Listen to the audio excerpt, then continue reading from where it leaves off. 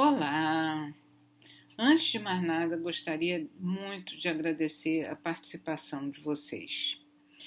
Esse projeto da SAS é sobre diabetes e essa fase é a fase de aplicação do FIND-RISC. Mas o que é o FIND-RISC? O FIND-RISC é um questionário utilizado em todo o mundo que identifica os indivíduos que estão em risco de desenvolver o diabetes mellitus do tipo 2. E por que essa preocupação? Porque existe um aumento muito grande da prevalência de diabetes no mundo.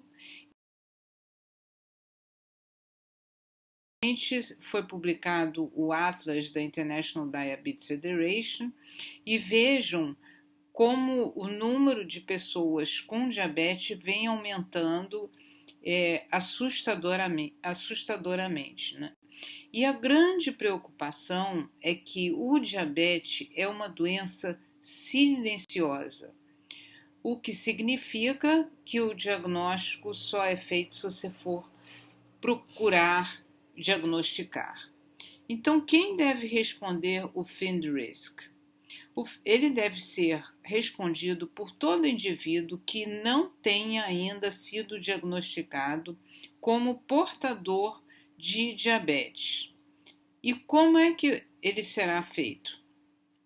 Será um questionário que você vai aplicar de 8 perguntas muito simples. Então vamos lá. A primeira pergunta é a respeito da idade. Então você vai perguntar ao indivíduo quantos anos ele tem e aí você então vai pontuá-lo de acordo com a faixa etária. Então vamos exemplificar que a pessoa que você está entrevistando tem 50 anos. Nesse caso você vai dar então 2 pontos para ele. A segunda pergunta é o índice de massa corporal. O que é o índice de massa corporal? É o peso dividido pela altura ao quadrado. Você vai perguntar ao participante o peso e a altura. Você tem 2 possibilidades. Ou você baixa um aplicativo que existe gratuito para o seu celular, que é o aplicativo de IMC, Índice de Massa Corpórea, ou então você faz na calculadora. Então vamos pegar, por exemplo, um indivíduo que diga para você que tem 1,60 m de altura e que pese 70 quilos. Então você vai multiplicar 1,60 m por 1,60 m e depois você vai pegar esse número e dividir os 70 quilos por esse número que você encontrou multiplicando a altura dele pela altura. E aí, por exemplo, esse exemplo que eu dei, esse indivíduo teria um IMC de 43,75, ou seja, ele já tem um IMC maior que 30 quilogramas por metro quadrado, então ele soma mais 2 pontos. O terceiro item é a circunferência abdominal, a medida da circunferência abdominal. Você vai ter uma fita métrica e você vai medir a cintura na altura do umbigo, né? E aí a pontuação que cada indivíduo vai receber vai depender se é homem ou se é mulher, então é diferente, né? Então, vamos lá, se um homem tem menos de 94 centímetros de circunferência abdominal, ele não pontua, correto? Da mesma forma que uma mulher que tem menos de 80 centímetros. Já se ele tem entre 94 e 102, ou uma mulher entre 80 e 88, ela ganha 3 pontos. E um homem que tem uma circunferência abdominal maior que 102 centímetros, ou uma mulher que tem mais de 88 centímetros, ela ganha 4 pontos. Vamos então para a quarta pergunta. É a respeito da prática de atividade física diariamente.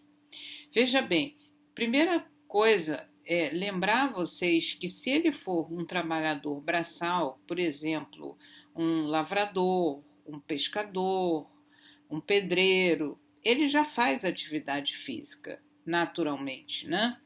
Mas aqueles indivíduos que não têm esse tipo de trabalho, você então vai perguntar se ele faz diariamente pelo menos 30 minutos de atividade física. Se sim, ótimo, ele não pontua. Se não, ele ganha 2 pontos. A quinta pergunta diz respeito aos hábitos alimentares. Então, com que frequência você come legumes, verduras e frutas? Se a pessoa come diariamente legumes, verduras e ou frutas, também não pontua. E se não come todos os dias, ganha 1 ponto. O próximo item é a respeito de hipertensão arterial, da pressão alta. Você vai perguntar se ele alguma vez já tomou ou está tomando medicação para pressão alta. Mesmo se ele não estiver mais tomando, se ele estiver parado, ele vai ganhar 2 pontos. Se ele nunca tomou, se nunca foi prescrito, né, então ele também não pontua. A sétima pergunta diz respeito à glicemia ou açúcar no sangue.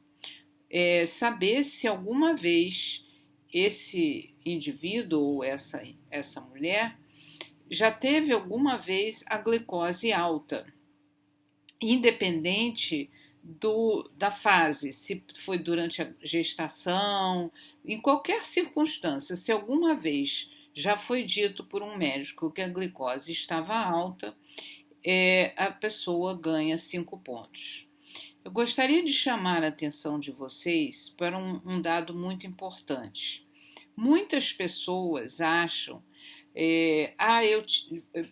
respondem da seguinte forma: não, eu tive uma glicose alta, mas é porque na época eu estava muito estressado ou porque eu estava comendo muito. Então, muitas vezes a pessoa não valoriza, acha que foi uma coisa passageira, né?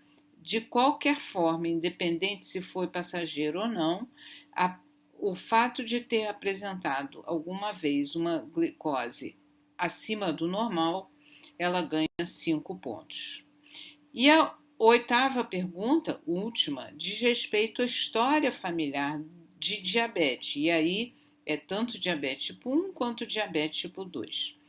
Então, se a pessoa não tem nenhum parente com diabetes, não pontua. Se tem algum parente um pouco mais distante, como avós, tia, tio, primos de primeiro grau, ganha 3 pontos. Já aquelas pessoas que têm um parente de primeiro grau, ou seja, pai ou mãe, irmão ou irmã, ou filhos com diabetes, essa pessoa pontua 5 pontos.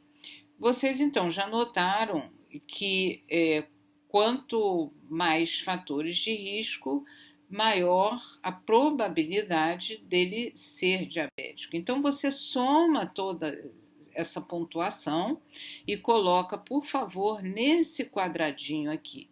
E aí você vai informar e vai conversar com a pessoa e dizer a pontuação que ele fez e explicar.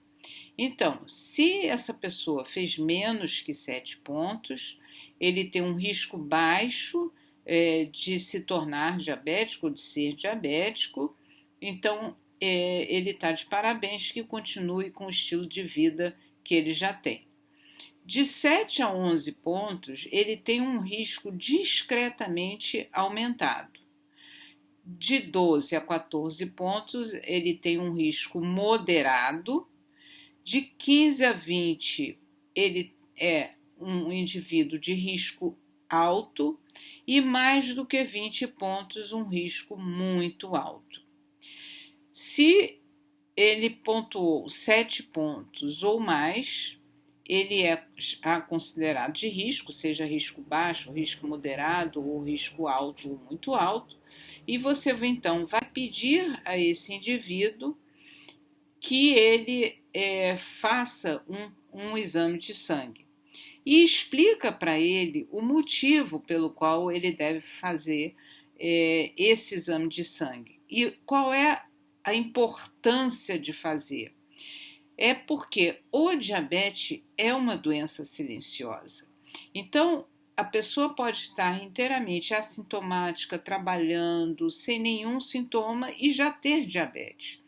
Então, você explica isso e e explica também, conscientiza a pessoa de que quanto mais cedo for diagnosticado, mais cedo se inicia o tratamento. E com isso, maior a chance de uma vida saudável, mais longa e sem nenhuma complicação. Então, mais uma vez, eu gostaria de agradecer a participação de vocês e coloco minha inteira disposição para qualquer dúvida que vocês ainda tenham, tá? Bom trabalho!